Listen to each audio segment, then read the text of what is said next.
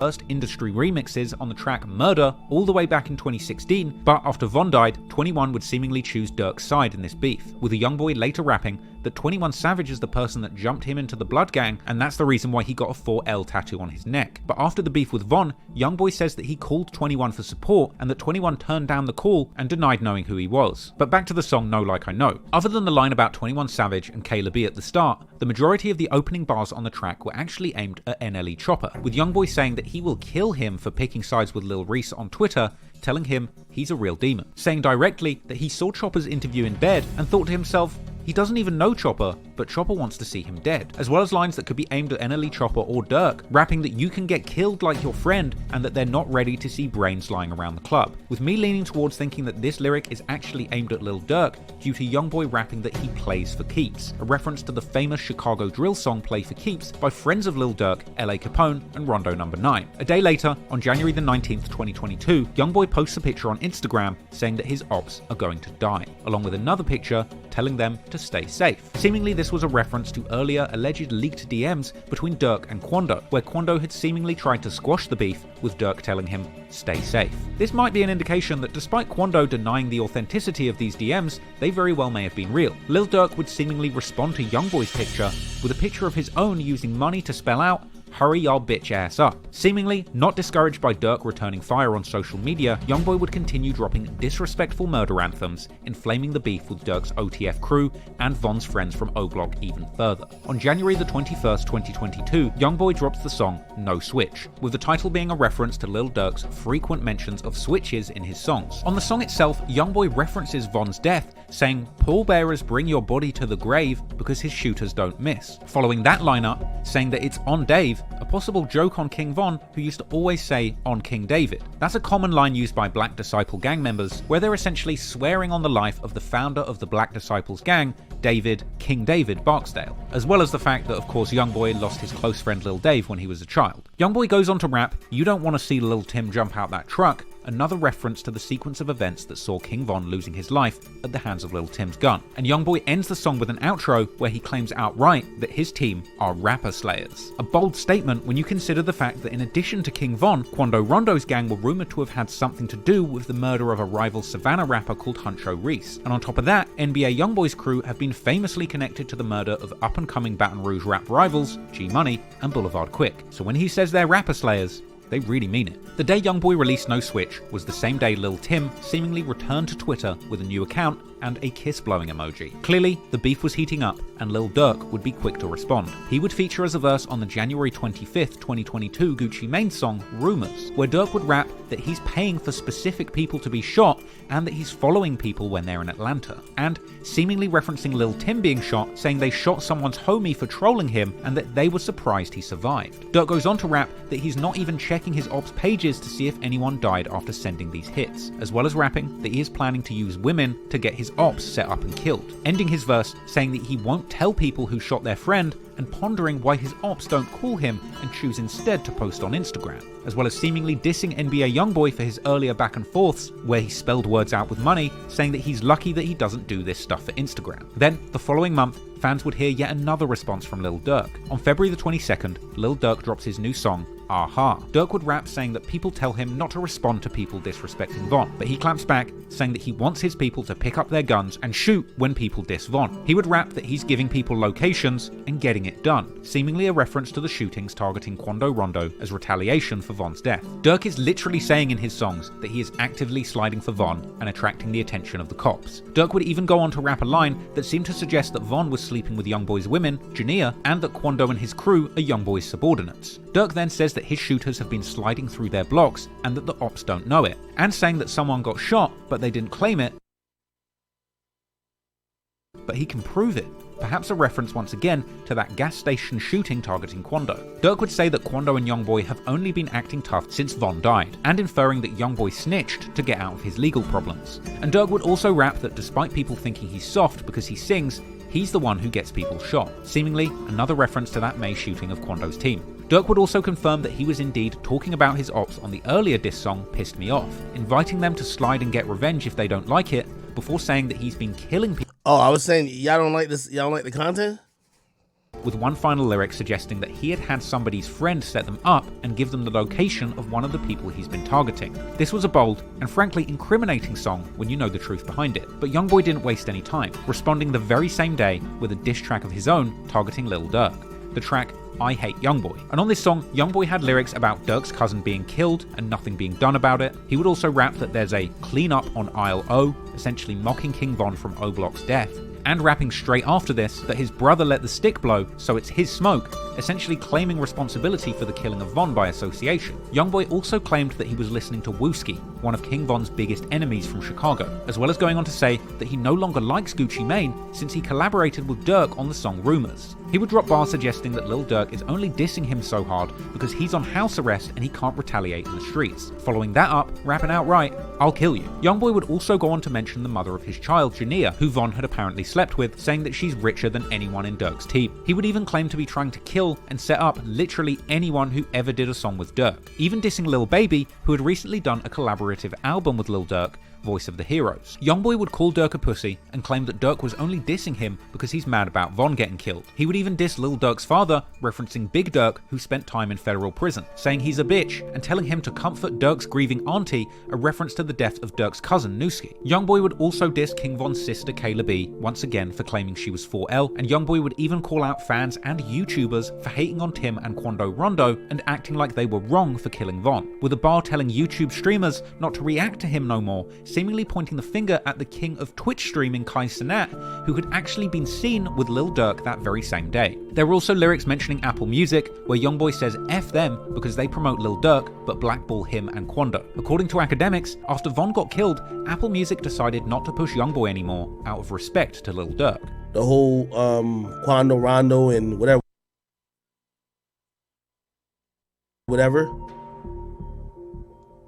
They stopped playlisting anything that was NBA associated. And the reasoning that was given was literally this. This is why he dissed Apple Music on I Hate Youngboy. The reason was given was, we don't want to upset the other side. That's factual. The fact that these two major artists had gone back and forth on each other so savagely, all in the same day. Oh, my bad. Oh, sorry. Oh yeah, so to kind of correct that, yeah, Apple didn't, and by the way, I can say it now. This was words directly from NBA Youngboy, right? Like, this is when he called me. He was incarcerated. He wanted to make sure that me and Quando Rondo wasn't still going at it. He was just like, yo, bro, I guess he was taking stock of like who was still rocking with him. And it was just like, I fuck with you. Like, yo, you and Quando, that's not no serious shit. And I was like, nah, ain't no serious shit. And he's like, yo, we can't get nothing on playlists for Quando in them. Like, I said, why? He said, yo, they're giving us the excuse, especially since I'm locked up, they're giving us the excuse that because Von died, they don't want to like kind of get involved with that, and they don't want to piss the other side off. You know what I mean? So essentially, it wasn't Youngboy. They would never, like, to be honest, if Youngboy wasn't that hot, he would have been got blackballed. You know what I mean? Like, Youngboy body slammed his girl. So like if these streaming companies had the choice, he would have been got blackballed, but he's too hot to do it. It would just look weird if they didn't playlist him. So he's not affected by this. It's like Quando getting affected, because essentially King Von loved by a lot of people, Durk running the place. They kind of fell back from like putting Quando on any list. And for whatever reason, he loves Quando Rondo. I ain't gonna lie to you. Durk posted to Instagram that he got 2 million views in 15 hours, taunting his rivals and saying these were real numbers. But when Youngboy unexpectedly clapped back with a response the same day, his I Hate Youngboy track went crazy on the numbers, surpassing Durk's debut. And Quando Rondo would take to IG to gloat towards Lil Durk's earlier post, referencing the success of Youngboy's new song over Durk's release, posting Youngboy's video with 2.2 million views in 5 hours and saying, nah, those are some real numbers. The song I Hate Youngboy led to a huge fallout, and it wasn't just Lil Durk who was mad. After catching a stray in the diss song, Atlanta rapper Gucci Mane would also throw his hat into the ring, dropping his own diss track aimed towards Youngboy on March the 4th, 2022, a track titled publicity stunt, which essentially accused Youngboy of dissing him as a publicity stunt, and even threatening to kill Youngboy for dissing him, with Gucci Mane actually ending the song disavowing Youngboy's earlier lyrics that shouted him out in his hit song Make No Sense, with Gucci rapping, "I thought you felt like me in 2006. The beef with Lil Durk was now spreading throughout the industry, and an entire united front of artists who were friends with Durk and Von were getting together to blacklist Youngboy from the music industry. But it wasn't all their fault, as despite having a successful 2020, dropping back-to-back #1 albums, Youngboy was still getting himself in trouble in the streets, and his record label, as well as the music industry at large, were beginning to get tired of his antics. And unfortunately for Youngboy, in the midst of this enormous interstate beef with King Von and Lil Durk, he would wind up getting himself in a whole lot of trouble for another reason, catching numerous serious criminal charges relating to firearms, ultimately winding up losing his freedom when he needed it the most, and truly testing the patience of his industry backers to their limits.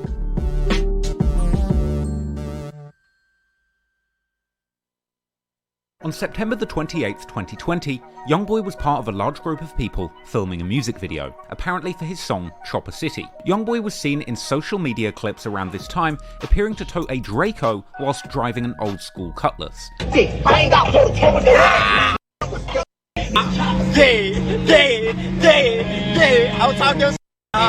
And another shot where we would see his car is filled with green bandana waving 4K Trey goons. And this day, Youngboy was live on his videographer Rich Porter's Instagram, recording himself an NBA Michi baby, toting firearms and rapping the song Chopper City.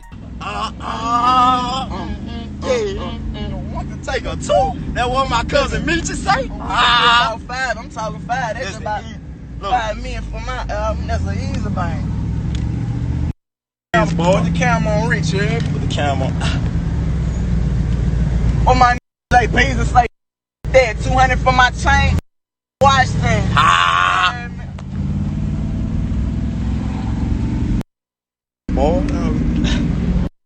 Boy, stop playing, man. Stop playing, man. What's the...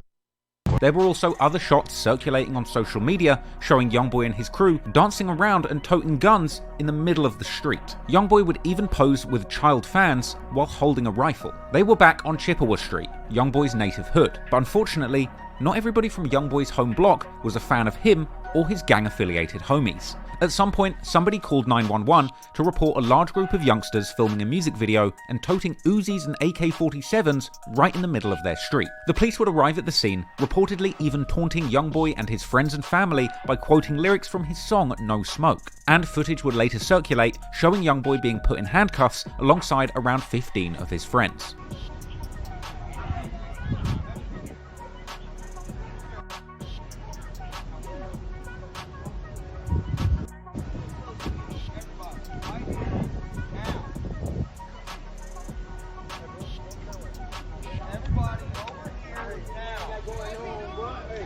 Ain't doing nothing while you hold him like that. He ain't doing shit though. A motherfucking thing.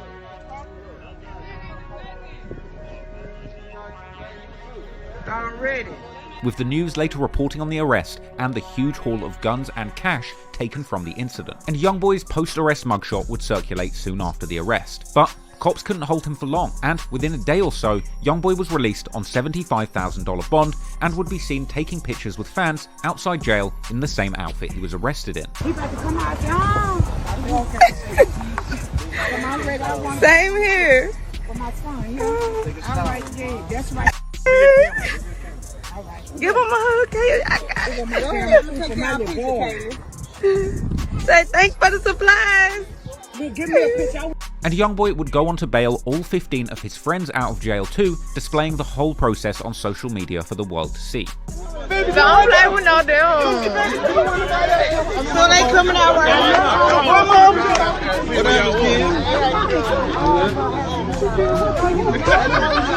Go sit your bitch. Don't you want to get locked up for, stupid? Look at Tyler. Tyler had me in the back seat stand with money on the plate. I tell you, fan shit. I tell you, the fan shit. Who y'all know? I tell you, I don't know him. It's 4K truck. Stop playing. The cops would claim to have recovered 14 guns and $79,000 in cash, and Youngboy would post on social media letting the world know that the cops had also taken the Chopper City music video footage away from him. The cops would eventually attempt to use this footage against him. In fact, the state would even use stills from the social media clips of Youngboy toting a chopper in the street as evidence, and Youngboy's attorney would take to the media to assure the world that his client was not guilty, and that he did not have a gun on him at the time of the arrest. A broad daylight drug bust landing 16 men behind bars tonight, including Baton Rouge rapper NBA Youngboy. It's crazy. Good. Yeah, the Youngboy is in jail. Tonight, his attorney calls this arrest ridiculous, saying there's nothing in the report that indicates he did anything wrong. They arrested several people, and there was no indication that he had any guns or drugs on him at the time of the arrest. The attorney vows his client will be found innocent, and all of this cleared up in court. Unfortunately for Youngboy, his cameraman would be arrested, with his gun, his camera, and the SD cards being confiscated. And Youngboy was later charged with possession of the gun discovered from the cameraman, as well as from a nearby parked car, with prosecutors claiming to have reviewed the footage on those SD cards and witnessed Youngboy toting firearms. Anywho, since bailing out, Youngboy would be a free man once again. But as time passed, these legal issues would soon catch up with him. Apparently, after bailing out in Baton Rouge, Youngboy decided to try and play it safe, moving out of the dangerous city that he came up in, opting instead to spend his time in Los Angeles suburb Tarzana and focus on recording his latest album, Until I Return. But he would still release music in this time. Until I Return was Youngboy's fourth project of 2020, releasing on the 11th of November, just 6 days after the death of King Von. However, as it was so soon after that incident, there was no direct lyrics referencing Von's death, perhaps because everything was already recorded, finalized, and ready to release before the unfortunate events of November 6th unfolded. Perhaps the controversy around that event, or the subsequent industry blacklisting, played a role in this project performing worse than his previous releases. It would peak at number 10 on Billboard, effectively ending Youngboy's hot streak of 3 number 1s and a number 2 charting project. But Youngboy wouldn't be discouraged. In fact, following this release, he would ramp up production, continuing to drop back-to-back new songs and music videos. On November the 20th, he would drop a joint mixtape with Rich the Kid called Nobody Safe, which landed at number 43 on the Billboard 200 charts. And that collaborative album would be followed by a string of solo releases, hyping fans up for Youngboy's next full-length project. There was the uplifting track How I Been,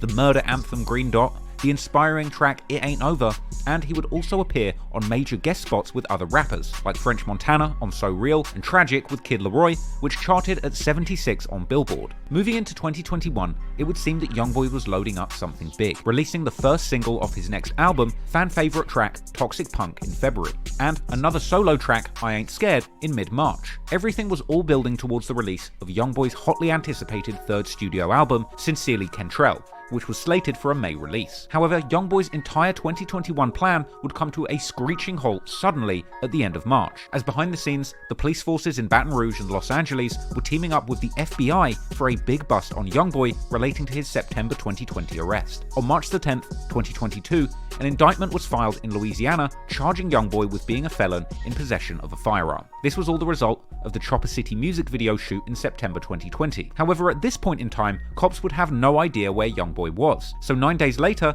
they'd get granted a search warrant to track the location of Youngboy's phone. This leads them to a property on Amigo Avenue in the Los Angeles suburb of Tarzana. This would apparently warrant the attention of an entire FBI task force who would begin to monitor Youngboy's home covertly, waiting for their chance to swoop in. And eventually, they would see Youngboy leave the home in his Maybach truck alone. At this point, officers turned on their police lights and took chase. According to documents, Youngboy would appear to park the vehicle after seeing the sirens, rolling down the window and putting both hands out before hitting the gas. Youngboy would take off, fleeing in the Maybach south on Amigo, making turn after turn. He would ultimately travel 2 blocks, escaping the sight of cops, before stopping the car and fleeing on foot northbound on Krebs Avenue from Red Wing Street. Footage would circulate allegedly showing the aftermath of Youngboy running away from police, followed by a manhunt in the area, with cop cars sweeping through looking for where Youngboy was hiding with helicopters and police dogs.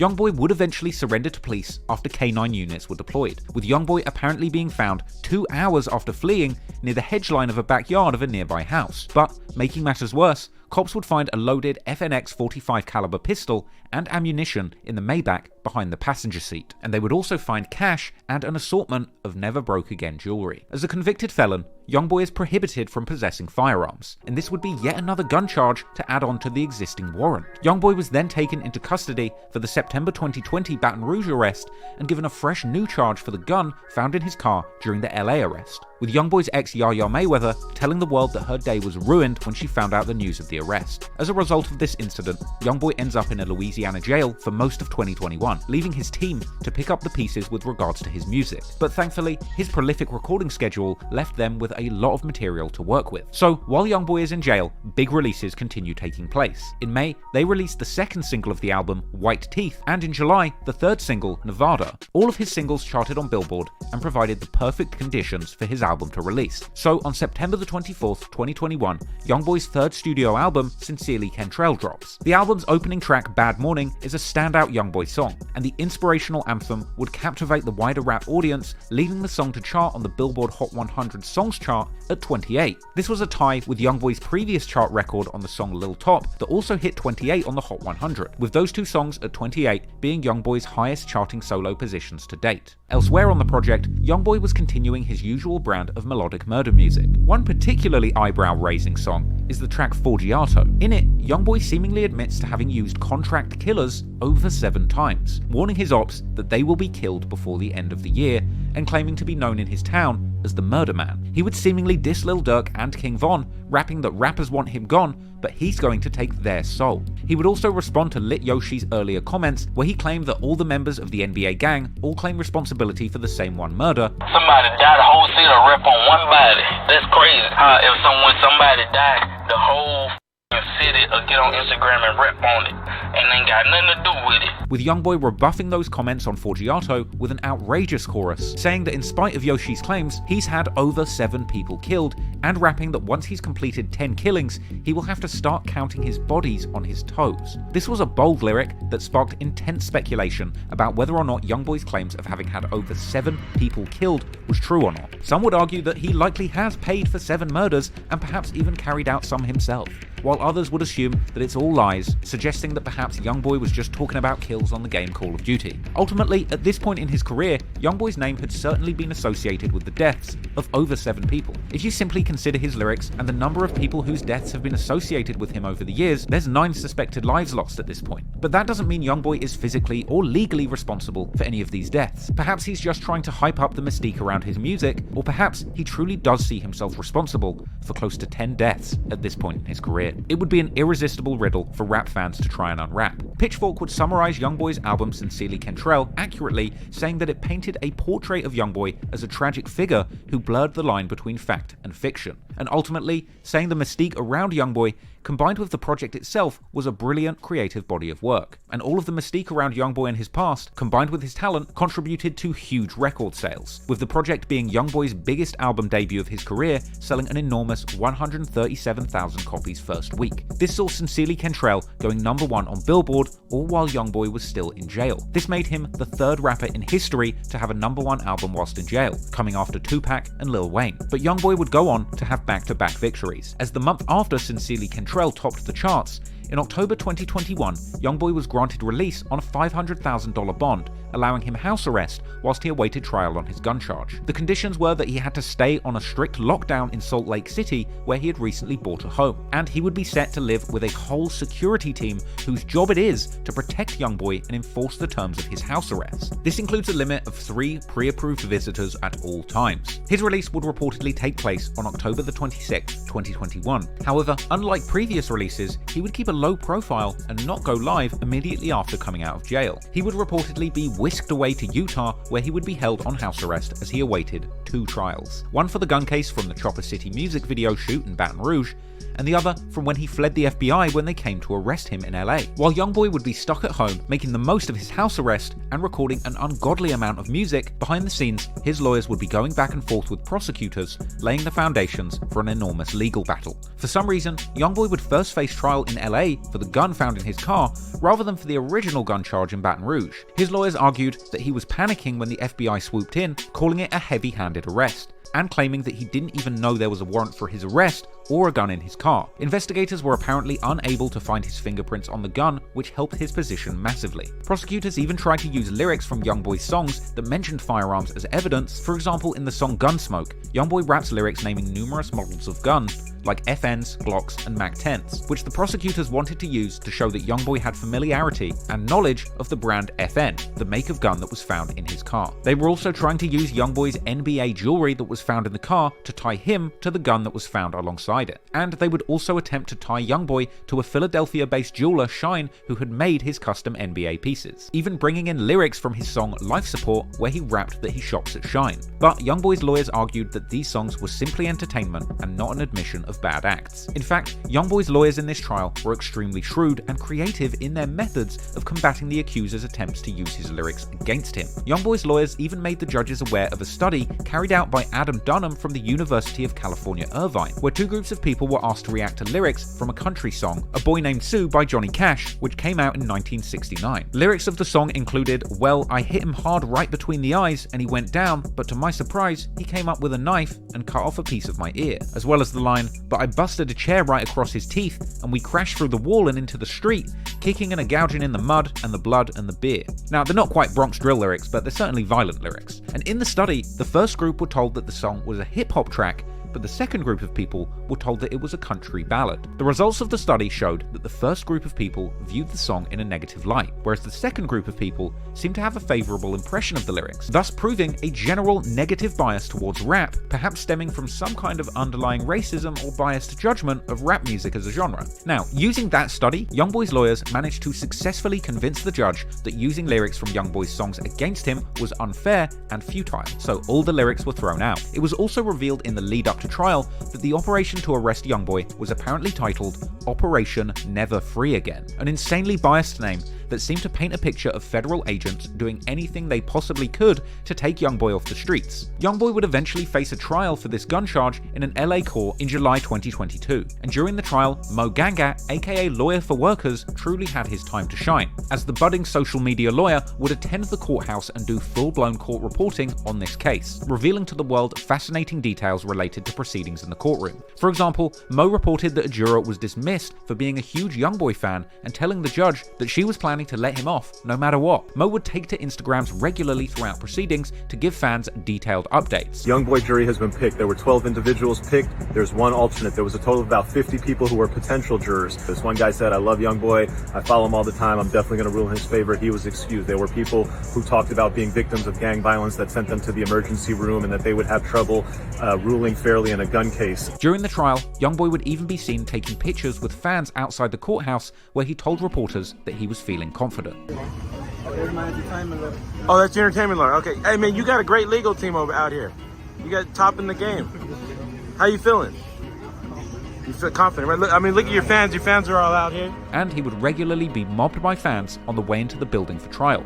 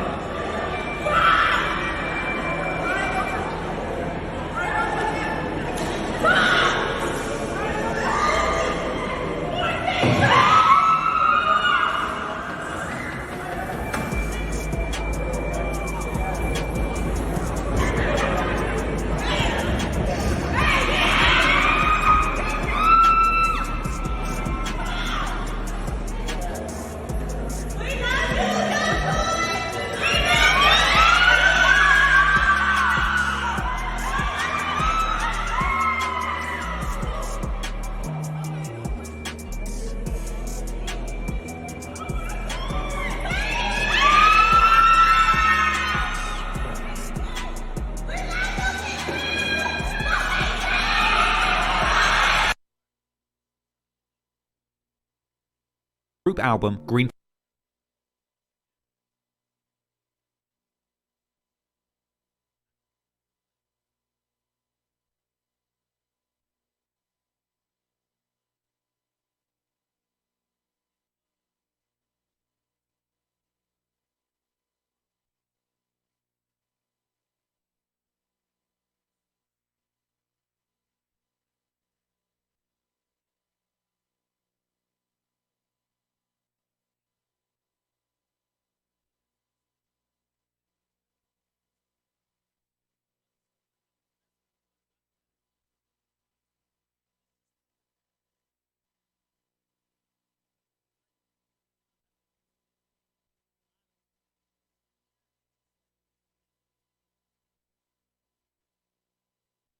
Oh, wow. Yeah, I love it when I'm muted, right? Okay, what I was saying is that this is an interesting thing about like this particular documentary. I'm really struggling to find where the correlation is between what the intended goal is and what's being analyzed. It seems like it's what's being analyzed is the whole NBA Youngboy timeline, from any drama he's ever been into, any back and forths, any beef, any people he's dissed at all. And then, unlike the Vaughn documentary that kind of closely or in a just way more intimate way tied him to people that were ending up dead, this Youngboy situation don't look like it's tying him to anything. Like the most speculation is, hey, maybe he's paying somebody to kill people. Like, that's the only thing we're taking away so far. Right? Other than that, this is like all publicly known. He caught gun charges. He got caught he caught 2 gun charges. He ran away from the police. Like, yeah, he's definitely a guy who doesn't stay out of trouble. But it's hard for me to say, yo, this is like some really good proof that that he did anything. Remember, the title of this video is Real Killer or Fake Gangster. If I'm looking for that answer, I don't think I still have the answer yet. And this is 4 hours and 52 minutes into this video. Flag activity, which predictably was back-to-back with lyrics from Youngboy's crew boasting about how they're armed and ready to kill for him. In August, Youngboy would announce his 4th studio album, The Last Slimito, along with an Instagram post that seemed to suggest that this would be his last project with Atlantic, as well as describing himself as a $60 million man, sparking intense speculation that he may have reached a deal to re-sign with Atlantic for an enormous sum. Youngboy would also put out a cryptic statement suggesting that he never finished school, but he's finally finished his deal with Atlantic and calling this his last album. It was widely reported that this was indeed his last album with Atlantic, and that 30-track project would release on August 5th, 2022. The Last Slimito came with the aggressive track F the Industry, where Youngboy appeared to call out Lil Durk for conspiring to turn the music industry against him, rapping that he's still going to die even with the industry on his side, even rapping that somebody is going to get killed if they don't kill him first. Youngboy was clearly frustrated at the turmoil and how his rap beef with Von and Durk had affected his performance in the music industry, and no doubt Youngboy would be upset by this album's performance. The Last Slimito landed on the charts at number 2, narrowly missing the top spot to Bad Bunny. Still, an amazing debut, but it's likely that Youngboy saw his ongoing failure to land another #1 record as part of the music industry's conspiracy against him. However, unfortunately, the choosing of sides in the music industry would be the least of Youngboy's worries, because after releasing The Last Slimito, later in August, tragedy would strike. After King Von was shot dead during the fight with Youngboy's artist Quando Rondo, it would appear that a bounty was placed on Quando's head by King Von's surviving friends and affiliates in the Chicago street gang the Black Disciples. The main person who wanted to see Quando harmed was Lil Durk. Quando had already survived one assassination attempt at a gas station in Waycross, Georgia, with Lil Durk seemingly hinting towards being responsible, and Durk would seemingly continue to allude to his plans to have Quando killed in his music. On June 3rd, 2022, Lil Durk says that he's trying to nail him, i.e. kill Quando, on Keep Dissing 2 with Boston Richie, going on to liken himself to King Von, rapping, "Bro got bodies, he's a demon child, I'm brothers to a devil." Sadly, the next attempt on Quando's life would be fatal. On August the 19th, 2022, just before 5:30 PM, while sitting in their SUV, Quando Rondo and his cousin Lil Pab would be the targets of an assassination attempt, as 3 masked gunmen would approach Quando Rondo's car whilst it was parked at a gas station near popular LA tourist destination the Beverly Center, where they opened fire. The police chief would later describe the shooters as having gotten out of a white car in dark clothing, opening fire and fleeing in what seemed to be a professional hit job. They gassed up their vehicle, and as they were getting into their vehicle, a white car approached from the alley. 3 men got out of that car. They were in all dark clothing. They approached, fired numerous shots, and then left in that white car going eastbound in the alley north of Beverly. It does appear that we don't see any kind of argument or anything go on beforehand, so clearly these men came here with a mission in mind.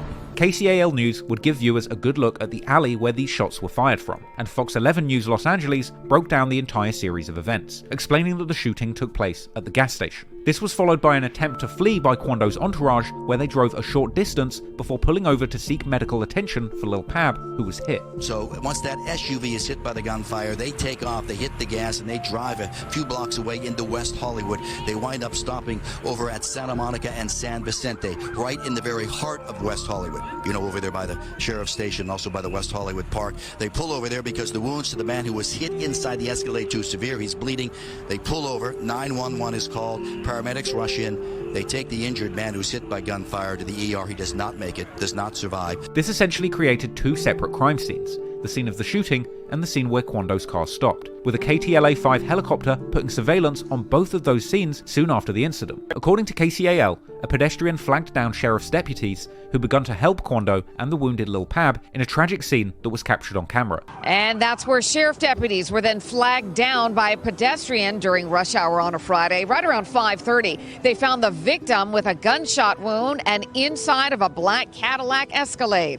Paramedics rushed him to the hospital. That is where we are told he died. His identity currently being withheld until family is notified. Quando Rondo would be filmed by passers-by, breaking down at the scene and screaming in disbelief as his wounded friend Lil Pab is pulled from the car and given CPR, with this heartbreaking scene quickly going viral and being broadcast on most major news outlets. Hey bro, do me a favor, somebody got shot, bro. I'm pressed. I get it, but just, can I get some space, please? Hold on. Talk to my partner, okay? I'm gonna help you out.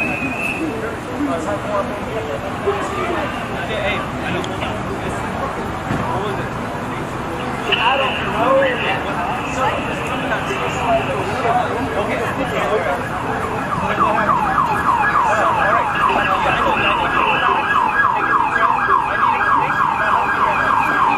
Look, hey, what was that? I know, Maker. I know. What was it at? Driver. What was around the corner? Got to make sure he's straight.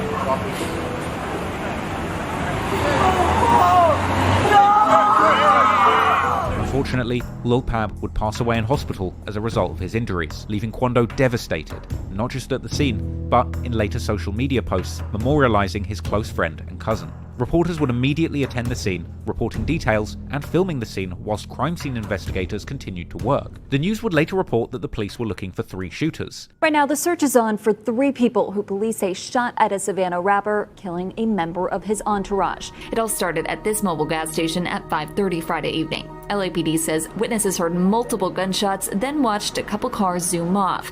3 people in 1 car shot at this black Cadillac Escalade. It's unclear if those inside shot back. They're getting gas when all of a sudden the windows are blown out by gunfire. They're under attack by bullets flying all over the place. See all those white evidence markers on the ground? Each one of those is by a shell casing. Gives you an idea how many rounds are fired. Police say in that alleyway the white vehicle pulls up, 3 men get out, and they start firing at will, blasting away, targeting that black SUV, the rapper, and his second person inside. It ended at Santa Monica Boulevard. Deputies found it peppered with bullet holes and a shattered window. 1 man inside, a member of Ronto's entourage, had been shot. The 23-year-old was taken to the hospital where he died. A scene left with remnants of the fight, shoes left in the street, doors flung open. The suspects still on the run. We still don't know what spurred it all, but LAPD says it started at a gas pump. It would be friends and associates of King Von who were celebrating the hardest following the killing of Lil Pab. Friends of Von would post pictures of him on Instagram following the shooting, with some going as far as saying, "Ain't no time frame on that get back," and posting pictures of Quando saying it should have been him. Lil Durk himself would go on to release numerous songs where he appeared to mock Quando for screaming "no" after his friend was murdered, with these lyrics painting a picture of Durk seemingly accepting personal responsibility for organizing this murder. Like on the track Wonderful Wayne and Jackie Boy, where Durk rapped that his shooters told him they have someone's location and that he gives them the green light and tells them to go, and later looks at the news to see someone screaming "no." As well as in the track War Bout It with former Youngboy ally 21 Savage, where Durk once again did an impression of Quando screaming "no" after Pab died, rapping that since Von died, he wants Quando and Youngboy to come outside and go to war about it. And he would rap that when he saw Quando screaming "no" on the news, he thought it was a woman who set him up, ultimately ending the hook dissing Quando, asking "where did Pab go?" and responding that the morgue has him. Even OTF affiliate Lil Vani, who had gone back and forth on Clubhouse with Quando and Pab, would take to social media to mock Quando for losing 2 friends and saying when it rains it pours, and that Quando should keep his chin up. Von and Dirk's DJ Bands would also mock Quando, taking to Instagram saying that he was signing artists to Belt to Ass Records. Belt to Records, you know what I'm saying? We signed, man. Anybody could get signed, man. That's all you gotta do is play crazy out here. I didn't see this shit. Signed, man. The O-Block member and friend of Von's, D Bands, would later be on live in O-Block along with other gang members claiming to be smoking Pab. Tell them who we smoking. We smoking. What's dude name? Look, Pab at the big daughter.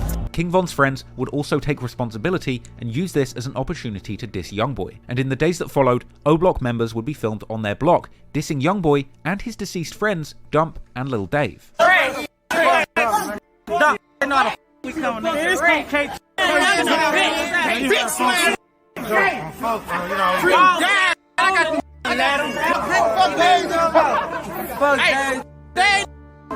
It's the red zone, man. It's the red zone. Despite the disrespect, Youngboy would clearly be hurt by this situation, and he would post to Instagram twice in the aftermath of Pab's death, seemingly indicating that Get Back was on the way, saying that what he truly wants is coming to him, but it might take time, and describing the situation as sad and wicked. Just over a week after the murder, on August 30th, 2022, Quando, Rondo and Youngboy would release a collaboration track where they opened up about losing their friends, with Quando dedicating the song to Lil Pab and Youngboy paying respects to his fallen manager Dump. Quando would rap that people were testing him and now a rapper got killed, and saying that it broke his heart seeing Lil Tim get shot and then see him charged with murder just for protecting him. Elsewhere on the song, Youngboy raps about King Von sleeping with his ex, saying that he just couldn't cope with it, and saying that he and Quando have been blackballed in the music industry because of what Lil Tim did to Von. This would give fans an insight into the pain that Quando and Youngboy had gone through, living with the consequences of King Von's death as a result of their beef. But this would only be the first part of a much larger collaboration between Youngboy and Quando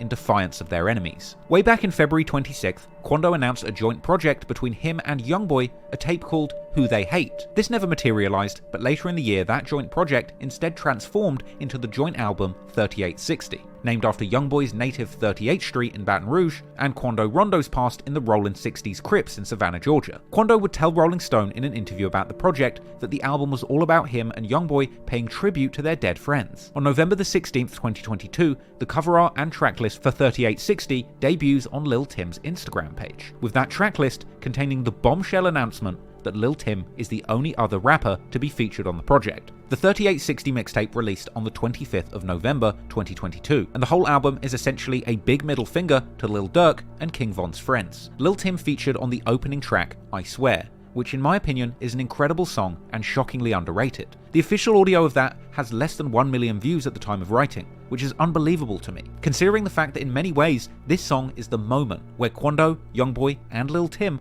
all stand together and address what's been happening in defiance of their enemies. The song features a great and heartfelt performance from all three artists. Quando's singing on the hook is on point, and when Lil Tim touches the mic, he surprisingly delivers a solid verse where he addresses everything about what he's gone through, opening with bold lyrics saying he has all these bodies on his conscience, rapping crazy, catch him walking out a party, hop out, walk him down, seemingly referencing Von's crazy story whilst describing killing him outside of that nightclub. Lil Tim acknowledges that there is a bounty on his head and ending his verse saying that he has plenty of bodies, but that he's beat plenty of cases and is undefeated in the streets. I'll be honest, Lil Tim actually rapped with a really good flow on this track. His earlier songs didn't show nearly as much potential, but this song actually showed that he has it in him to be a genuinely compelling rapper. And then, to take the track to the next level, Youngboy jumps in for a hard verse, singing to God that people are always plotting to kill him, but that he's always shooting back. Youngboy would rap that he has a lot of money and is known for killing people. He seemingly references King Von's death after fighting Quando in a disrespectful manner,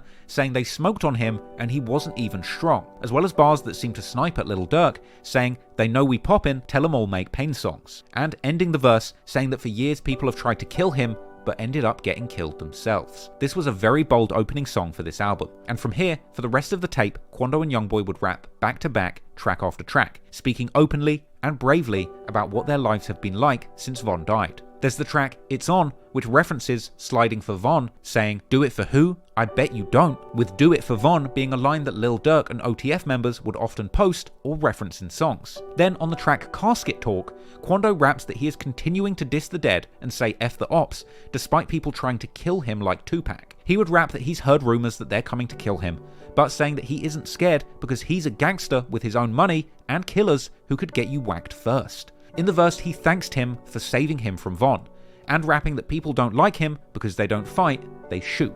On Youngboy's verse, he raps about people wanting to beef about their dead friends, and saying that people now describe him as a rapper slayer who has anyone that disses him killed. Then there's the song Want Me Dead, where Quando disses King Von and his sister, saying his favourite op dead and his sister talks too much. This was a reference to King Von's sister Kayla B tweeting about the situation when Quando and Youngboy were going back and forth with NLE Chopper. Quando also raps that Lil Timmy rolled her brother up and stepped on him. He would diss Lil Durk, referencing his song Aha, rapping, "Aha, I don't think it's funny, we stepped on your brother," and mocking Lil Durk for failing to kill him and Lil Tim for an entire year. He would reference the shooting in Waycross, Georgia, saying they shot 100 times and missed, and he would diss Von again, saying that they're smoking weed from O-Block and that Von was a stepper, but he got stepped on. Even ending the verse by dissing famous Chicago set 300 and pledging allegiance to Youngboy's 4K Trey crew. While in Youngboy's verse, he would rap in reference to Von, F that rap boy, and saying that his hit squad are now trying to kill another. There's the song No Mercy, where Quando raps that he hangs with the killer who killed Von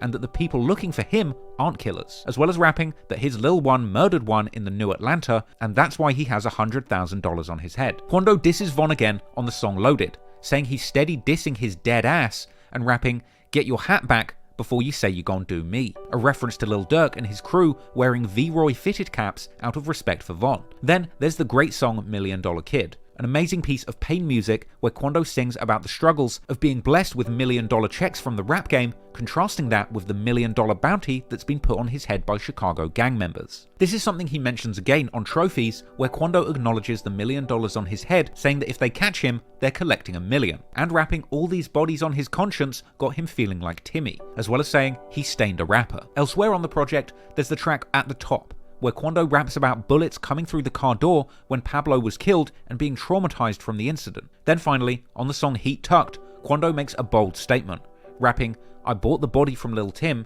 it's both of ours, rest in P." 3860 was a bold and brazen statement, flipping the middle finger to King Von, Lil Durk, and whoever killed Lil Pap. Quando and Youngboy wanted the whole world to know they were outside and not scared. The album was described by one critic as hard as nails with ruthless lyrics. But it would turn out that when it came to releasing this project, things behind the scenes were a little more complicated. Perhaps these lyrics were too ruthless, as Youngboy would later claim that him and Quando mutually agreed that content on the album was too demonic and they wouldn't release it. According to a statement by Youngboy, they begged the label not to release the tape, even going as far as to say that he spoke to religious missionaries who said that they will judge him for releasing this violent tape, and saying that the label is blocking his Stop the Violence message because they only care about making money. Youngboy would go on to say that people are terrified of him and that he doesn't play. However, despite the lack of promotion and attempts not to release it, the project did come out and ended up landing at 62 on Billboard. Strangely, despite the earlier announcement that The Last Slimito was his final album with Atlantic, 3860 was released under Atlantic Records. It's unclear exactly why, but following The Last Slimito, Youngboy dropped numerous projects which were technically classified as mixtapes and seemingly owned by Atlantic Records. There was the September tape Realer 2, which charted at number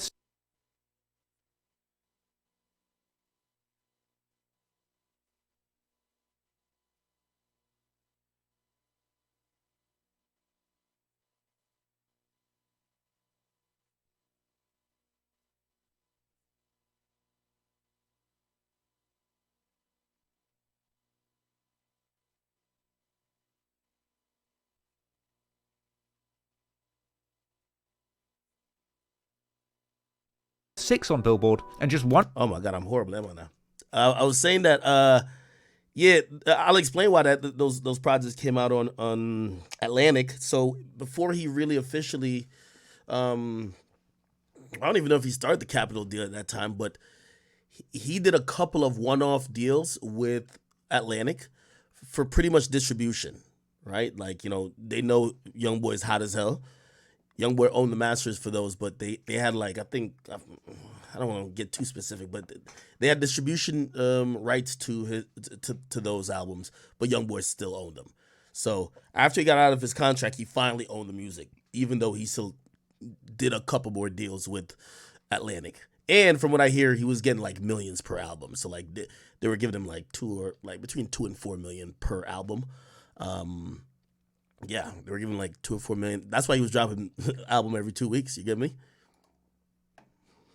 Another mixtape, 3800 Degrees, on October the 7th, 2022, which charted at number 12. And before that month ends, on October the 21st, 2022, he drops another project titled Ma I Got a Family, which charted at number 7. Then you get to November, that's when 3860 came out, and that went 62, even with the industry blacklisting. And then, to cap off Youngboy's insane run, the final project with an Atlantic record sticker finally arrives on December the 23rd, 2022. The Lost Files album, which is a release consisting mainly of a compilation of already leaked tracks, which still charted at number 45. Once the dust finally settled on Youngboy's Atlantic deal, he was a free agent, and finally in a position to move on to his next move, later announcing a huge deal with Motown Records. Now the details of this deal have not been made public, but DJ Akademiks would hint at having spoken to industry insiders who confirmed.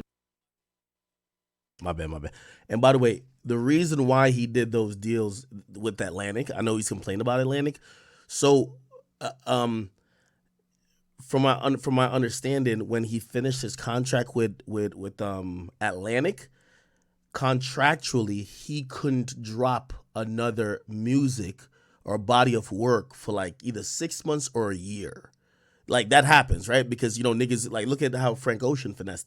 So labels have in their contract, hey, if this is your last album with us, you can't just drop it today with us and then now you're a free agent. You run over there and drop a new album next week. Like we're not gonna be able to eat. So they have like a grace period that artists can't drop music, right? Even if they're gonna be a free agent. However, Youngboy produces a lot of music. Atlantic is saying, oh shit, you want to give us more music? All right, fuck it. We'll give you a couple million, give us new tape, and they did that a couple of times. Youngboy running up the check as usual, huh? An 8-figure deal that was bigger than anything anyone in this generation of rappers could attract. The deal has him getting paid handsomely up front. It's obviously an 8-figure deal. It's one of the biggest deals that anyone in his generation of rappers would be getting. So he's getting paid handsomely. So Youngboy had truly beaten the odds, getting out of his long-standing deal with Atlantic by dropping an ungodly amount of music in 2022. But it hadn't been easy. He was still seemingly having his career suppressed as a result of the negativity surrounding him after King Von was killed. And yet, while the industry was still on Lil Durk's side because he'd lost a friend to violence, Quando Rondo would still suffer back-to-back assassination attempts, losing Lil Pab and seemingly risking his life every time he went outside. And Youngboy would ultimately be powerless to do anything about it, muzzled by the industry who felt he was too raw and too dangerous to be promoted like he used to be, and caged by the authorities who kept him cooped up on house arrest simply for being around firearms, even though numerous gangs wanted to see him dead. Youngboy would ultimately find himself in an impossible position. Perhaps as a last resort, he would try a different approach, trying to shake free of his public image as the grave-digging murder man who seems to cause death and destruction in every city he goes to, instead trying to reposition himself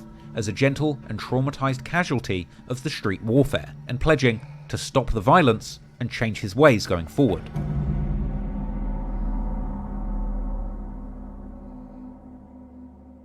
On the 6th of September 2022, Youngboy drops his latest project, Realer 2. The project included typical Youngboy murder talk, for example on the track Boot Up, where he appeared to sneak diss Lil Durk, mocking him for beefing him earlier on Instagram and Twitter, and suggesting that when he gets off house arrest, he's going to shoot his crew. Elsewhere, on the song Survive, Youngboy acknowledges the Chicago gangsters who were after him, referencing the killing of King Von, saying that boy died playing with Quando. But the real showstopper on this project was of course the song Fresh Prince of Utah. This is Youngboy's reinterpretation of the theme song from Will Smith's sitcom Fresh Prince of Bel-Air, with Youngboy switching up his lyrics, painting himself as the Fresh Prince of Utah, where he was sent to live after getting in trouble in LA and Baton Rouge. The song was a booming, high-energy anthem laced with hard lyrics and quotables. Youngboy would claim in thugged-out lyrics to be ready to put people in the trunk for dissing his deceased manager Big Dump. But it was the song's viral central catchphrase, "It's a parade inside my city, yeah," that had the song going crazy. This particular song became a favorite of Ja Morant, a player on the Memphis Grizzlies basketball team playing in the NBA. That's the National Basketball Association, not Never Broke Again.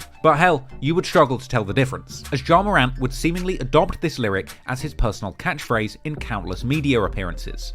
It's a parade inside my city, yeah! It's a parade inside my city, yeah! Floor. It's a parade inside my city, yeah! Parade inside my city, yeah! Parade inside my city, yeah! It's a parade inside my city, yeah! Good to hear that. It's a parade inside. Ja Morant. Ja Morant is in the Youngboy documentary. This is crazy. My city, yeah.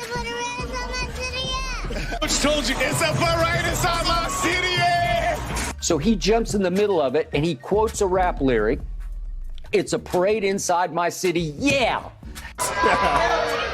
It's my turn now. It's my turn. It's a parade inside my city, yeah. Youngboy would even himself eventually be seen on social media encouraging Ja and his team to win games using his catchphrase. In fact, throughout 2022, Ja Morant would be seen rapping Youngboy songs word for word, and rumors would circulate that the Memphis Grizzlies would practice to nothing but Youngboy songs. Coming here made me realize why he's number one consistently, because all they do is listen to Youngboy all day, from morning to night, from shoot around to the game. It's NBA Youngboy. It's been claimed that the Grizzlies would spend 90 minutes listening to as many as 50 Youngboy songs to get hyped up during pre-game warm-ups, with all the players seemingly banging 4K Trey both on and off the court, with Ja Morant and Kenny Lofton named as the biggest Youngboy fans on the team. He said they listen to it all day from morning to night to shoot around to the game. It's NBA Youngboy. Yeah. But I've heard that you're like Mr. Youngboy. Like you have all the lyrics to every song. Me? Yeah. It's not true? I mean, it's a couple that I know all the lyrics for, but Who's started it here then? probably, I think it's been a thing. Job, he listens to Youngboy a lot, but Kenny Lofton, that's really Mr. Youngboy. Yeah. Ja would claim in interviews that Youngboy is the reason that they have won so many games. And as crazy as that sounds, when the Grizzlies had a great regular season, leaving them ranked number 2 in the Western Conference with 56 wins, people were saying that Youngboy was actually the man responsible, with deeper analysis suggesting that all of these players had actually connected and built chemistry through their shared love of Youngboy's music, and that this shared interest actually made them a more cohesive and effective team. However, if Youngboy gets responsibility for the positive side, he would also end up catching heat for the negative influence too, as in March 2023, Ja Morant would hit Colorado strip club Shotgun Willie's, yet another venue that seemed to be blasting. Yeah. This is why the documentary is a little odd. Number one, 6 hours is a long time, but like if we're doing a documentary on is Youngboy a killer or a fake ass nigga, Ja Morant is not in there. Like, this whole piece could go. Like, you don't put Ja Morant in there at all. You feel me? Like, you would probably have to just identify the niggas he don't like. And then, I guess, there's nothing really to tie Youngboy, like, too closely to. I guess you could be like, you could make the assumption that, oh, yeah, I think he's pulling these strings behind the scenes. But Ja Morant got nothing to do with nothing, man. Nothing but Youngboy anthems, and it seemed that Ja got a little too carried away and forgot. This documentary is more like, you know how people will do these documentaries and be like, yo, the dark side of Pooh Shiesty, and like it just tells you a whole bunch of shit about beefs you never knew about and shit like that. This documentary is like, it's more of a biography about Youngboy. It's a biography. Like, it kind of tells the story of his life, career, and influence. Like, this Ja Morant shit got nothing to do with nothing. Which NBA he was a part of, deciding to let everyone know that he had that iron on his belt, flashing a pistol to his followers whilst in the club, and broadcasting his fun to the world on Instagram Live. From there, 4K Ja would go on to rap a number of the Youngboy's more bloodthirsty lyrics about having his ops killed, all while throwing gun fingers and gang signs. According to dancers who were there that night, the presence of the gun in the club terrified some of the girls there. and from here we would see things go from bad to worse, as the media would begin reporting on Ja's antics, painting the parade inside his city as a $50,000 strip club bender, with leaked images of him getting a lap dance piercing his family-friendly ball player image, and he would make an explosive post-suspension. Yeah, this is a lot about Ja Morant. Like, this whole section right here does not need, don't need to be in a Youngboy documentary at all. Young shooters not to kill, in spite of the fact that people in Atlanta want him dead after the killing of King Von. But Youngboy would go on to urge those who want to see him dead not to continue the cycle, saying that he is now telling people to stop the violence and that he wants to see his enemies eat rather than beefing with him. In these lyrics, he says 12 bodies and 1 child dead, as well as another saying that he has counted 12 and that his ops aren't better than him. Perhaps it was another reference to the idea that he was competing in bodies with King Von, but Youngboy would go on to seemingly suggest that his team of killers were actually disappointed because he wasn't planning to put more money on people's heads, and he would question why would his people let their broke ops pull them into a beef that could end with them dying, ultimately saying they're on their own. Youngboy would rap on the song that he's seen plenty of killings and almost lost his soul to drugs. And at the end of the track, Youngboy dropped some deep street knowledge, telling people not to listen to other people's definitions of a real gangster, and questioning if it's really gangster to flunk out and lose your life. He would claim that his ops don't know what it means to fight until the other person has no fight in them, and ending the song with the thought-provoking statement, "You are the person you're fighting." This is a line that I think is particularly deep, because I've said before, it's crazy just how much Youngboy and his enemies like King Von or Lil Durk had in common, and it's tragic to see these young black men from difficult upbringings who became so-called gangsters and eventually music stars having so much in common yet hating each other enough to want to see each other dead. And the statement, "You are the person you're fighting," cuts surprisingly deep. Youngboy actually goes on to accuse his critics of never having had to shoot a gun themselves, and despite the stop the violence message, Youngboy vowed to kill all the demons who come to do him harm. In this extended confession of a song, we got an extended look at Youngboy's remorseful side, as he painted a portrait of himself as a hurt young man who was tired of the endless war. But rapping to stop the violence in songs is one thing, but what Youngboy did next would have been unthinkable just a few short years before. Despite the great deal of bloodshed on both sides of the Baton Rouge gang wars, in a 2021 interview with DJ Vlad, his biggest rival from Baton Rouge, Fredo Bang, would actually claim that he didn't want to see Youngboy in jail and that he has no problems with him, even going as far as to saying if Youngboy called him, he would pick up the phone. Alright, let me get to the conclusion of this shit.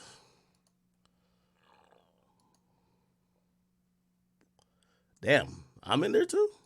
With the new mayor of Chicago. When May the 12th rolled around, Lil Durk's promised album was nowhere to be seen. He would still release his inspiring lead single All My Life with J. Cole, a brilliant and positive song which ended up landing at number 2 on the Billboard Songs chart. But fans would be left wondering where was the Durk album that they were promised. Meanwhile, Youngboy delivered on his promise of a brand new project, releasing Richest Op, which made a big splash. And Youngboy would take to social media to brag about successfully pulling the reversal card on Durk. Youngboy had made Durk move his release date after Durk had bragged that he could do it to Quando. And in the end, Youngboy would ultimately celebrate successfully pulling off what I guess he saw as a big W in the beef. You push back, you better not ever try it again. Don't play with me.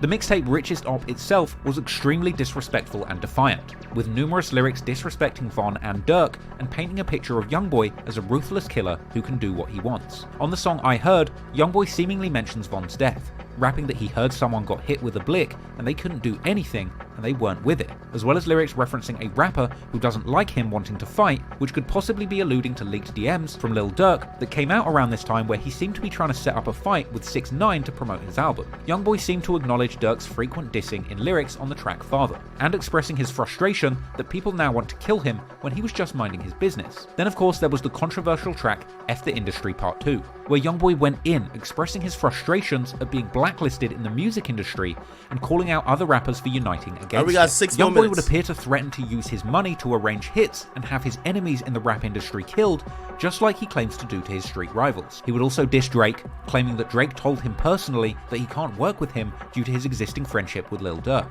He would then go on to diss J. Cole, who was the guest feature on Lil Durk's single dropping the same day as this album, suggesting that J. Cole had told Youngboy that he would do a song with him, but he never came through. In the hook, Youngboy would essentially warn the rap industry that if they want to beef with him, they have to be about murder like he is. And Youngboy would end the song taking aim at Houston rap legends, the Prince family, dissing J. Prince Jr. and Sr. with death threats, and claiming that because of his relationship with Birdman, he can use assassins from New Orleans to kill people, which appeared to hint that he had actually already used a hitter from New Orleans to leave someone dead in an apartment building. Youngboy would also bring in one of his most prominent members of his crew for the only feature of the mixtape, with the track Chopstick featuring his loyal hitter, NBA Ben 10, who rapped declaring openly from his very first bar that he is the one arranging hits for Youngboy and that he will leave people dead for him same day. However, on top of the murder music, there was still some space for self-reflection on this project. On the song Slimes Go Where I Go, Youngboy appeared to have made peace with the prospect of being killed himself, painting a picture of what actually happens after his rivals find success in taking his life, rapping that his oldest son will be in charge of his empire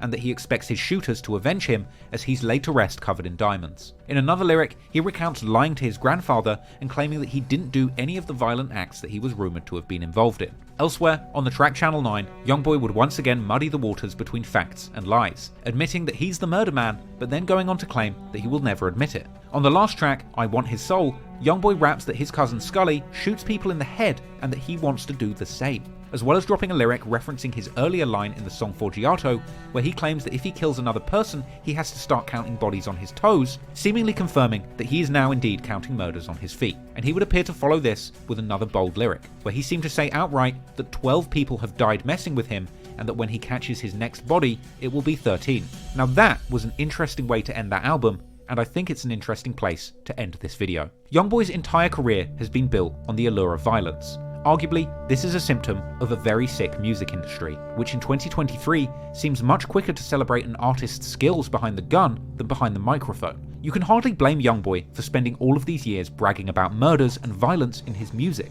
because that's ultimately what sells in this true crime-obsessed era of internet gangster rap. It's the same energy that made King Von, an accused multiple murderer, a bona fide rap star, getting Billboard hits and gold plaques, all off the back of bragging about and insulting the people that he seemingly killed. Youngboy's career origins followed a similar path to Von's, but over the years, despite the content of his music remaining violent, it's difficult to say whether or not Youngboy is truly the violent young man that he portrays in his music. Despite having claimed to have had 7 to 12 people killed, the reality, based on my research, is that either these stories are embellished and exaggerated, or Youngboy is simply better at getting away with murders than King Von. Because despite the fact that so many people lost their lives during this beef with Youngboy, G-Money, Ernisha Barnes, Austin on the Track, Boulevard Quick, Mohammed Jaradi, TBG Dutch, King Von, or Seven Hardaway, the police and internet detectives, myself included, haven't been able to produce any solid evidence that Youngboy himself was directly responsible for these murders. Whether or not you believe that Youngboy is capable of taking a life or pulling the trigger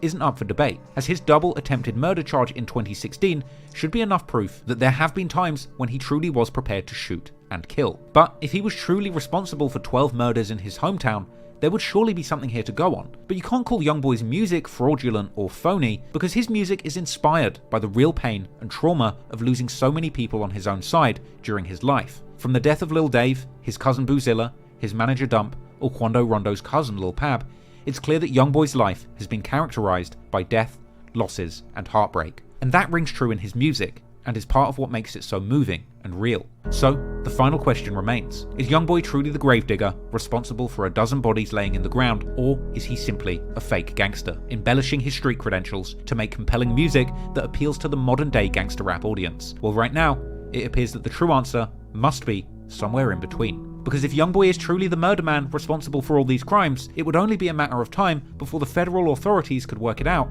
and put him behind bars for good. But thus far, Youngboy has managed to avoid serious consequences in every case and major charge put against him. Maybe that luck won't last, and eventually Youngboy will catch a case. But it's hard to believe that this man could truly be responsible for 12 murders and get away with it for this long. If he is, then the feds will surely catch up with him. As in this internet age of uncontained information, nothing can remain a secret forever. But hopefully, that doesn't happen. Because even if it's just all lies and Youngboy is not a killer, what we know he is one of the most prolific, successful, and inspiring artists of a generation. He absolutely did come from one of the most challenging and dangerous situations that one could be born into. And despite numerous close calls in the streets, he managed to escape with his life intact, becoming an artist respected all around the world for his perspective. And despite the fact that he recently appeared to depart from his Stop the Violence message, I truly hope that going forward, he can return to that sentiment and keep trying to... Shout out to Traplo Ross. I'll say this.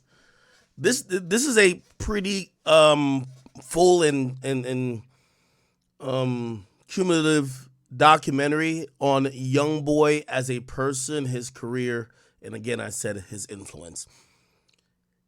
This isn't a doc that really accurately portrays NBA Youngboy and the streets. Okay? The truth is, and this is good for Youngboy, a lot of the stuff that he's alluding to, it isn't all like King Von's life was on Instagram Live. There was always some shit that you could connect it to, even if you could be like 2 planets away from Chicago. There's not much that and shit that might be a testament to Youngboy. You get what I mean? That might be a testament to Youngboy. But there's a whole nother side. That's what I'm saying. If it's a crime or a gangster documentary on Youngboy, it's not this. And that's no disrespect to Trap Lord Ross. This is a good documentary. But most of those things you can't find it online. You have to go know the niggas who really into it, and you're gonna present that information for the very first time. You get what I'm saying? Trust and belief. Trust and belief. Without saying too much, or without, I don't really have no knowledge of anything.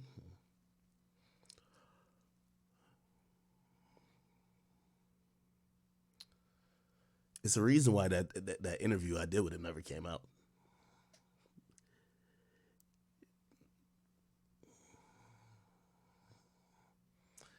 He wasn't talking industry shit. It's the reason why he said, put this out after I die. I'll move on. Okay. Good documentary, Trap Lord Ross. If you're a Youngboy fan, you should watch this. You should appreciate this. Put it like this, man. The Hulus of this world, the Netflixes of this world, they wait till a nigga like Youngboy dies before they'll capitalize on their story. They never give him the praises while they're alive.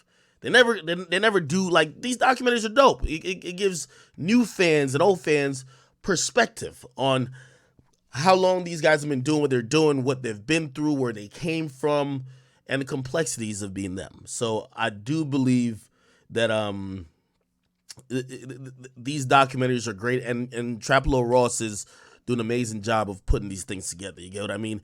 He's putting together a lot of public info together. For some people who call Trap Lord Ross the feds, this documentary shows he's not the feds, if you ask me. He only reported on what's out there. I thought he was going to dig up like the shit that's not out there. You get what I mean? Like, not everything is on an Instagram Live or on, there's a lot of other things going on that loosely get referenced at times in music that you might think is going to, again, we'll leave it at that. We'll leave it at that. And again, this is not me vouching for him or saying whatever.